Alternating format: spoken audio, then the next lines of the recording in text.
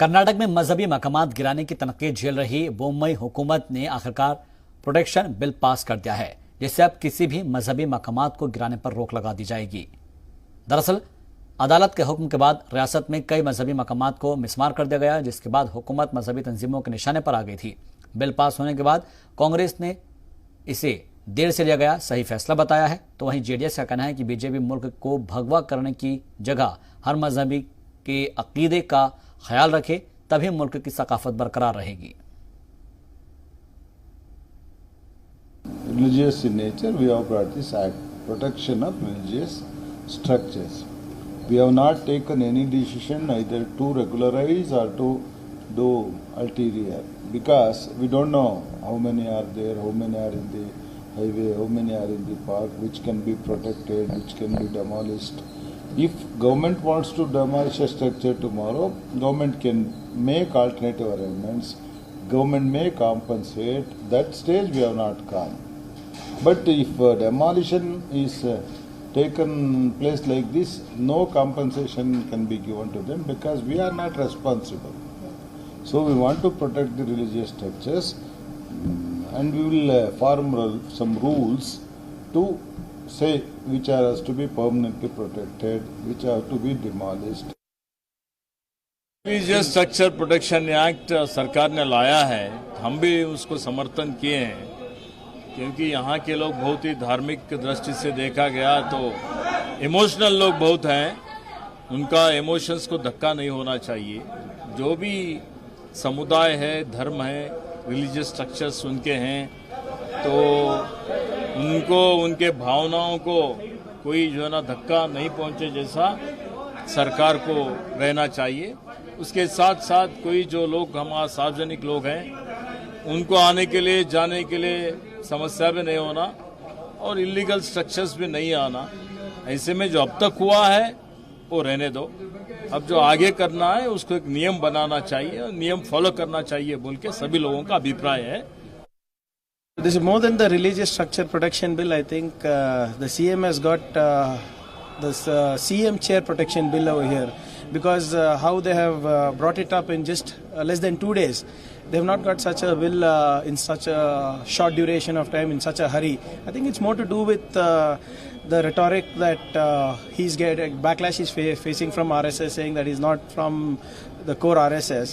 So I think this bill is to ensure that he cements his place there. And moreover, this bill is completely against the Supreme Court and the High Court direction. So it's left to be seen how the courts will take this. और इस खबर पर ज्यादा जानकारी के साथ जी media नुमाइंदे शाहिद काजी हमारे साथ जुड़ चुके हैं। शाहिद, मजहबी मकामात को ये मिसमार करने का कई वाकयात पेश आ गए थे और जिसके बाद तनकीद झेल रही थी मुंबई हुकूमत, लेकिन अब प्रोटेक्शन बिल जो है वो पास कर दिया गया है। इसके बाद से रद्दमल क्या सामने आ रहा है, खासतौर पर जो आवाम है उसकी तरफ से क्या कुछ रिएक्शंस आ रहे हैं?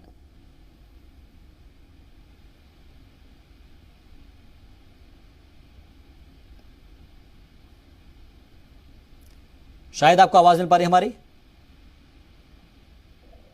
जी बिल्कुल शहबाज, आप मेरी आवाज सुन पा रहे हैं? जी जी, बात पूरी करें। शहबाज, देखिए जिस तरह से ये टेम्पल प्रोटेक्शन बिल आई है, ये जो बिल है ये असेंबली में पास हुई है, अपर हाउस में ये डिस्कशन के लिए इस वक्त है। इस प्रोटेक्शन बिल में आने वाले दिनों में टेम्पल या किसी भी रिलीजियस प्लेस, ये सिर्फ किसी मंदिर के लिए नहीं बल्कि ऑल रिलीजियस के मजहबी मकाम के लिए ये बिल बनाई गई है। उसमें गैर कानूनी तौर पर जो सरकारी जमीनात में या गैर कानूनी तौर पर बनाए जाने की मुखालिफत में ये बिल बनाई गई है। इस बिल का फायदा यही होगा कि आने वाले दिनों में किसी भी जगह पे, क्योंकि अनऑथराइज मजहबी मकामात हिंदुस्तान में बहुत ज्यादा है, चाहे वो हाईवेज में हो, चाहे वो सरकारी जगह में हो, बहुत सारी जगह बने गई है। इसे आने वाले दिनों में इसकी रोकथाम के लिए ये बिल बनाई गई है। और दूसरा, कर्नाटक में जो मामला चल रहा है वो मैसूर में, चूंकि सुप्रीम कोर्ट ने 2010 में एक ऑर्डर पास किया था जिसके तहत जो अनऑथराइज मजहबी मकामात हैं उसे हटाने की और उसकी लिस्ट तलब की थी जो अनऑथराइज है, तो उसके तहत जो है ये मजहबी मकामात को गिराया जा रहा था और उसके बाद ये इशू हुआ। लेकिन इस बिल का जो बिल पास हुई है, इसके तहत आने वाले दिनों में गैर कानूनी तौर पर मजहबी मकामात को बनाए जाने को रोकथाम के लिए ये बिल है। कहीं ना कहीं इससे आने वाले दिनों में गैर कानूनी तौर पर या सरकारी जमीनात पर या रास्तों पर जो गैर कानूनी तौर पर जो मंदिरें या मजहबी मकामात हैं, चाहे उसमें किसी भी रिलीजियस के हो, चाहे वो चर्च हो, मस्जिदें हो, मंदिरों तमाम की रोकथाम के लिए ये बिल बनाई गई है। जी शाबाश। एक चीज़ और आपसे समझना चाहेंगे कि कांग्रेस ने इसको कहा है कि भाई देर से आए दुरुस्त आए, ये वाला फैसला आपने सुनाया है, लेकिन जेडीएस कह रहे हैं कि मुल्क को भगवा करने की जगह मजहबी अकीदे का ख्याल रखना चाहिए।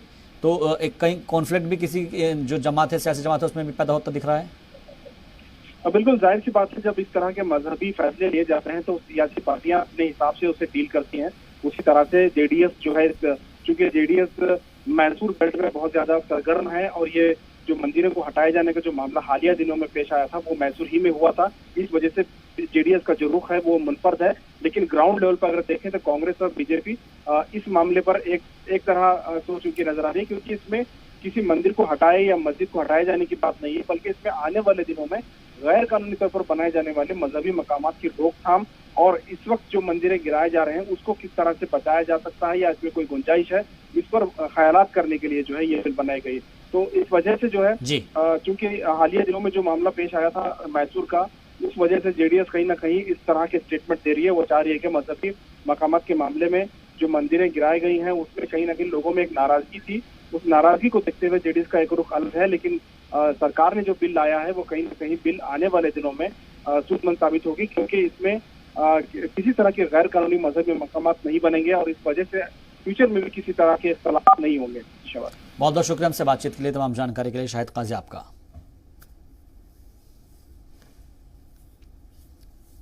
और वही इस मामले पर जेडीएस का क्या कुछ कहना है ये आपको सुनाते हैं। BJP to rectify the terror, in the gesture of rectifying the terror, they are bringing this new bill, and even this new bill is completely, tomorrow it is going to be completely for their theory of Hindutva.